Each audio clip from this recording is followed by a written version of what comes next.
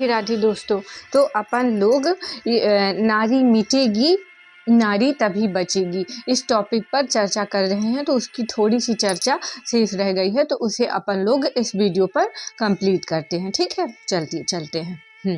आचार्य जी, ये सब करिए, जरूर करिए, बिल्कुल करिए। और मैं तो कह रहा हूँ कि विपरीत लिंग के साथ करिए ना। ये कौन सा खेल है जिसमें आपको अभी याद है कि ये इसका जेंडर क्या है सामने? क्यों याद रखना भाई? ये जरूरी है कि पुरुष थोड़ा सा ज़्यादा शरीर से बलिष्ठ होता है तो आप खेलोगे तो उसके जीतने की संभावना रहेगी। लेकिन फिर भी क्यों नहीं, उसके साथ आप जो भी खेल रहे हो, स्विमिंग, साइकिलिंग, जो भी कर रहे हो उसके साथ कर लो ना, क्या दिक्कत हो गई? पर समाज को बड़ी दिक्कत है, ये पुरुषों के साथ पानी में, वो भी 6 पुरुषों के साथ अकेली स्त्री पानी के अंदर। भाई, तुझे 6 पुरुष एक स्त्री दिख रहे हैं और मुझे 7 इंसान दिख रहे हैं। तो सशक्तिकरण यही है कि नारी नारी ना रहे, इंसान बन जाए। और नारी इंसान तभी बन पाएगी जब साथ साथ आप पुरुष को भी पुरुष की जगह इंसान बनने की शिक्षा दो। बच्चे जिनके हों उनके लिए छोटी सी एक सलाह है, बच्चों में जेंडर आइडेंटिटी बहुत विकसित मत होने दीजिए। ये जो प्रिंक फ्रॉक और ये सब है ना, इससे बहुत बचिए। चुटिया बना दी है उसकी, काहे को बना रहे हो यार जबरदस्ती? और बना रहे हो तो लड़के की भी बनाओ, लड़के के भी कर दो लंबे बाल, क्या दिक्कत है? अच्छे लगते हैं कई बार लंबे बाल, बढ़िया बात है। बच्चा है, घुंघराले लंबे कर दो, तो फिर लड़के के भी करो ना, उसके काहे नहीं करते? लड़के के भी चुटिया डाल दो। प्रश्न करता, इसी पर एक प्रश्न है। मुझे मम्मी ने टॉम बॉय की तरह पाला है, मुझे उसके सकारात्मक नतीजे तो मिले हैं, लेकिन नकारात्मक ये था कि मुझे खुद आइडेंटिटी क्राइसिस, पहचान का संकट हो गया। टॉम बॉय क्या होता है? एक शब्द का जन प्रचलित अर्थ है ना। वैसे लड़कियां जो लड़कों जैसी पोशाक पहनने के साथ उनके जैसे व्यवहार को आतुर रहती हैं, जिन लड़कियों को लड़कों के जैसे कपड़े पहना करके, हेयर स्टाइल करके और उन्हें पाला जाता है, उनको टॉम बॉय बोलते हैं, है ना। तो ये जो महिला थी उन्हें बचपन से लड़कों की तरह पाला गया है, पर बड़े होने पर फिर उनको दिक्कत हो गई तो वो बोल रहे हैं, आचार्य जी बोल रहे हैं, आप आइडेंटिटी ढूंढ रहे थे इसलिए हो गया, आप आइडेंटिटी तलाश रहे थे। आइडेंटिटी क्राइसिस ऐसे ही तो होता होगा कि आप जाओगे वहाँ पर पार्लर में, वहाँ बाकी सब बिल्कुल 16 श्रृंगार 32 श्रृंगार वाली घूम रही होंगी और आप कहोगे कि मैं फिर कहाँ हूँ, मैं जेंट्स सेक्शन में जा नहीं सकती और लेडीज सेक्शन में आई हूँ तो वहाँ सब कुछ अलग ही तरह का दिख रहा है। तो अब ये आइडेंटिटी क्राइसिस है, पर आपको किसी भी तरह दिखना क्यों है? नहीं दिखना किसी भी तरह, वो क्राइसिस इसलिए हो रहा है क्योंकि आप विलॉन्ग, संबंध करना चाह रहे हो, वो विलॉन्गिनेस की आपको ज़रूरत नहीं है। ठीक है, प्रश्नकर्ता, धन्यवाद। अब एक्चुअली क्या है कि ये जो स्त्री बुक है ना वो कंप्लीट हो चुकी है। ठीक है, अब दुर्गा सप्तशती भी कंप्लीट हो चुकी है। ठीक है, अब अगली वीडियोज में आप बताइएगा कि आपको अष्टावक्र गीता, भगवत गीता, वेदांत किस बुक पर वीडियो चाहिए, उसी बुक पर हम वीडियो लेकर के आएंगे। तो आप कमेंट बॉक्स में बताइएगा कमेंट करके कि आपको किस बुक पर चाहिए। अब इस वीडियो को कंप्लीट समाप्त करने से पहले मैं संस्था के बारे में, जो आचार्य जी की संस्था है उसके बारे में कुछ बताना चाहती हूँ, जो कि इसमें लिखा हुआ है। ठीक है।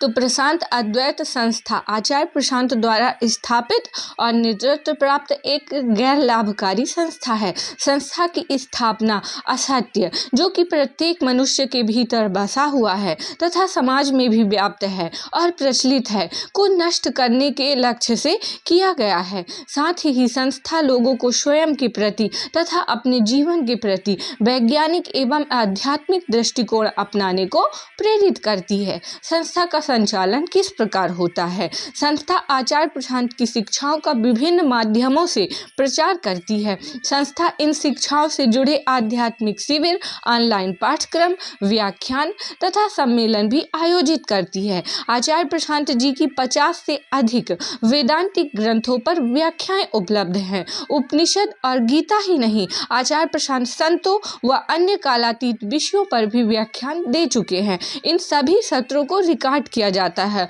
और इन पर आधारित विविध बोध सामग्री जैसे कि शैक्षिक पाठ्यक्रम इत्यादि निर्मित किए जाते हैं ताकि यह संदेश सुगमता से दूर दूर तक पहुंचाया जा सके। सामग्री कहाँ उपलब्ध है, तो मोबाइल ऐप आचार्य प्रशांत ऐप करके एक ऐप है जो कि प्ले स्टोर से आप डाउनलोड कर सकते हैं। ठीक है, तो वहाँ पर आचार्य प्रशांत द्वारा बोध साहित्य एवं व्याख्यान अत्यंत तीव्र गति से उपलब्ध कराई जा रही हैं। संस्था इस सामग्री के एकीकरण, प्रतिलेखन तथा प्रकाशन करने में भूमिका निभाती है। संस्था विशेष ध्यान यह भी रखती है कि इस कार्य के दौरान आचार्य जी के संदेशों का मूल रूप से विकृत ना हो, ताकि आने वाली सदियां भी इनका शुद्धतम रूप से लाभ उठा सकें। सार्वजनिक उपयोग हेतु आचार्य प्रशांत के सारे पाठ्यक्रम एवं पुस्तकें सुगम रूप से संस्था के मोबाइल ऐप पर संग्रहित हैं। ऐप पर एक विशिष्ट कम्युनिटी गीता फीड भी उपलब्ध है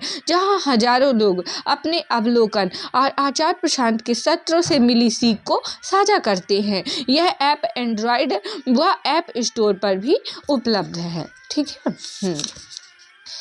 संस्था के कार्य से सर्वाधिक लाभान्वित वर्ग कौन कौन से हैं, तो निम्नलिखित है। ठीक है, पहला है पशु पक्षी, वनस्पति और अन्य गैर मानव जीव। आज के समय में पशु पक्षियों तथा वनस्पति को सबसे बड़ा खतरा मानव जाति के अज्ञान से है। मनुष्य का पर्यावरण के प्रति यह अज्ञान मूलतः स्वयं के शरीर तथा मन के अज्ञान से पैदा होता है। अतः मनुष्य के मन का सुधार ही प्रकृति को बचाने का सबसे उचित उपाय है। यह कहा जा सकता है कि आचार्य प्रशांत के कार्यों की वजह से लाखों जानवरों की जान बची है, विशेष रूप से उन जानवरों की जो आमतौर पर भोजन के लिए मारे जाते हैं, जैसे मुर्गा, बकरा, भेड़, गाय, भैंस, मछली आदि। इसके अतिरिक्त बड़ी तादाद में जंगली जानवरों की जानें भी बची हैं। आचार्य जी के प्रयासों से प्रेरित होकर के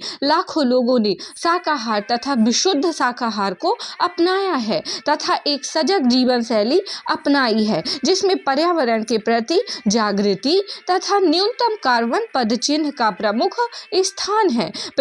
आचार्य प्रशांत को वीगन मूवमेंट, विशुद्ध शाकाहार आंदोलन का एक प्रमुख चेहरा भी माना जाता है। युवा वर्ग, आज का युवा, विशेषतः भारत का युवा वर्ग घर, परिवार, समाज, मीडिया, आर्थिक व्यवस्था इत्यादि से संस्कारित होने के कारण भिन्न भिन्न चुनौतियों का सामना कर रहा है। इस वजह से उसके सामने शारीरिक संबंध, प्रेम, अस्तित्व इत्यादि को लेकर के तरह तरह की दुविधाएं खड़ी हो गई हैं। वे एक नाजुक स्थिति में हैं जहां सम्यक निर्णय लेना मुश्किल हो गया है तथा गलत चुनाव करना बहुत आसान है। आचार्य प्रशांत ने युवाओं की इन दुविधाओं को संबोधित करने में अनूठा किरदार निभाया है। देश के कई युवा आचार्य प्रशांत के शुक्रगुजार हैं कि उन्होंने अहम मौके पर उनका मार्गदर्शन किया और घातक निर्णय लेने से बचाया है। महिलाएं, दुनिया भर में खासकर भारत में महिलाओं को मानव जाति का एक अशक्त अंश समझा गया है।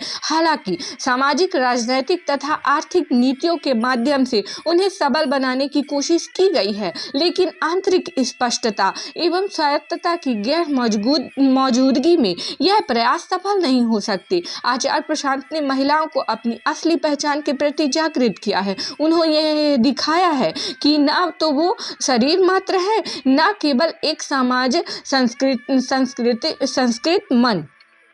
स्कूली बालिकाओं से लेकर अधेड़ उम्र की गृहिणियों तक आज अनगिनत महिलाएं आचार्य प्रशांत के शुक्रगुजार हैं। उनकी शिक्षाओं से उन्हें स्वायत्तता, स्पष्टता और साहस मिला है, जिससे वे बाहरी शोषण एवं भीतरी कमजोरी का सामना करने में सक्षम हुई हैं। आध्यात्मिक साधक आज के समाज में एक विपुल वर्ग है, जिसके लिए आध्यात्म केवल एक मनोरंजन का माध्यम है। इसके अतिरिक्त एक ऐसा वर्ग है जिसके लिए आध्यात्म पुराने अंधविश्वासों को बनाए रखने के लिए एक सम्मानजनक नाम मात्र है। फिर कुछ लोग ऐसे भी हैं जो अपने जीवन की कटु सच्चाइयों से दूर भागने के लिए आध्यात्म की ओर आते हैं। इन्हें किसी सतही उपाय की खोज रहती है, जिसमें किसी प्रकार की क्रियाएं, कर्मकांड तथा आसन शामिल हों। आचार्य प्रशांत इन सभी प्रकार की जिज्ञासाओं को इनकी मूर्छित अवस्थाओं से बाहर लाने के लिए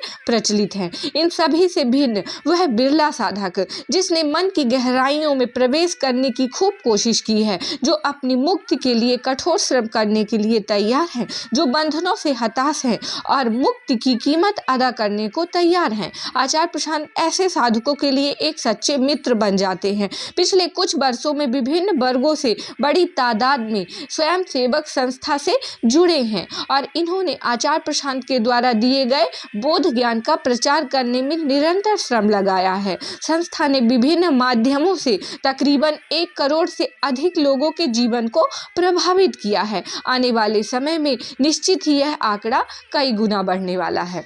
राधे राधे। ये चर्चा यहीं पर कंप्लीट होती है। ओके।